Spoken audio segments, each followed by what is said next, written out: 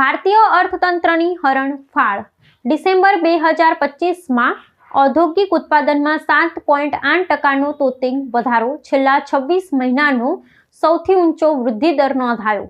ભારતીય અર્થતંત્ર માટે પ્રોત્સાહક સમાચાર સામે આવ્યા છે, જેમાં ડિસેમ્બર 2025 દરમિયાન દેશના ઔદ્યોગિક ઉત્પાદન સૂચકાંકમાં 7.8%નો નોંધપાત્ર ઉછાળો જોવા મળ્યો છે. આ વૃદ્ધિ દર છેલ્લા 26 મહિનામાં નોંધાયેલ સૌથી ઝડપી અને સર્વોચ્ચ દર છે, જે દેશની મજબૂત આર્થિક પ્રગતિ અને ઉદ્યોગની સજ્જતા દર્શાવે છે.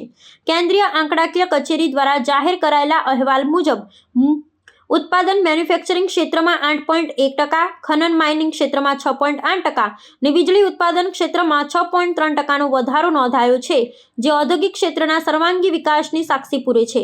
ઔદ્યોગિક ઉત્પાદનના વિવિધ વિભાગો પર નજર કરીએ તો ટેકનોલોજી અને પરિવહન ક્ષેત્રે અભૂતપૂર્વ પ્રદર્શન જોવા મળ્યું છે.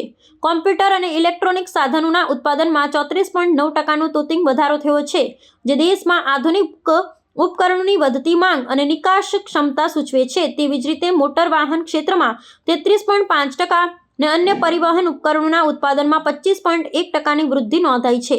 આ આંકડાઓ સ્પષ્ટ કરે છે કે વાહન વ્યવહાર અને ઇલેક્ટ્રોનિક્સ ઉદ્યોગો ભારતીય અર્થતંત્રના મુખ્ય ચાલક બળ તરીકે ઉભરી રહ્યા છે.